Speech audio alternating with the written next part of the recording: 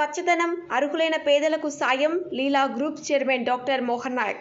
అర్హులైన నిరుపేదలకు అన్ని విధాలుగా సాయం అందిస్తానని Leela groups chairman doctor Mohan Naik తెలిపారు.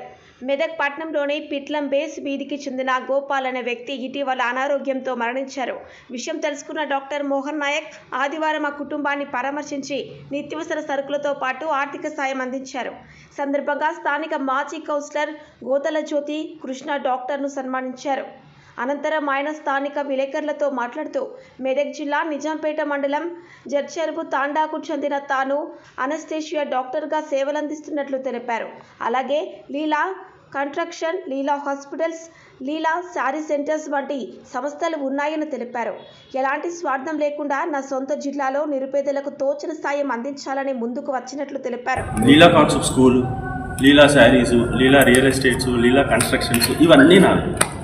కాకపోతే ఫస్ట్ నాకు ఏం సిగ్గులేదు కానీ నేను నమ్మడండి, రైట్, అంటే మోహన్ నాయక్లోనే ఉంది. నేను నమ్మడండి. నా పేరు డాక్టర్ మోహన్ నాయక్. నేను పుట్టింది నిజాంపేట జడ్చెరువు తాండా, నిజాంపేట మండల్, మన మెదక్ డిస్టిక్. నా డిస్టిక్ ఇది, నా మెదక్ డిస్టిక్ నిజాంపేట మండల్ జడ్చెరువు తాండా. నాకు ఇవన్నీ ఉన్నాయి. అంటే తక్కువ వయసులోనే కొంచెం ఒక స్టేజ్కి వచ్చేసాను. ఒక స్టేజ్కి వచ్చేసిన తర్వాత అప్పటి నుంచి నాకు ఏంటంటే ఇక నేను పుట్టిన చోట కొంచెం హెల్ప్ చేద్దామని స్టార్ట్ చేశాను. అదండి మన దగ్గర ఇప్పుడు అంటే నేను చేసేది నేను పుట్టిన డిస్ట్రిక్టే. చాలామంది నన్ను ఏమడిగారు అంటే నువ్వు పొలిటికల్స్లో దిగుతావా అని అడిగారు. ఈ డౌట్ అందరికీ వస్తుంది. మీకు కూడా నేను ఒకటే చెప్తా, పొలిటికల్గా దిగాలి అంటే ఈ నియోజకవర్గం ఎస్టీకి రిజర్వేషన్ లేదు. నేను మోహన్ నాయక్ని లంబడవాడికి టికెట్ ఇవ్వడు, అది నాకు కూడా తెలుసు. అయినా చేస్తున్నాను.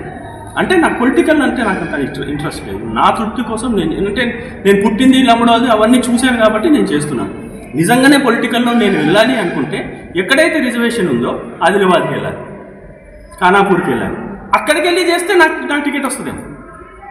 ఇక్కడ ఉండి చేసి టికెట్ కోసం చేస్తే మాత్రం ఇక్కడ చేయకూడదు అంటాను నేను. అందుకనే సో దట్ ఈస్ క్లియర్.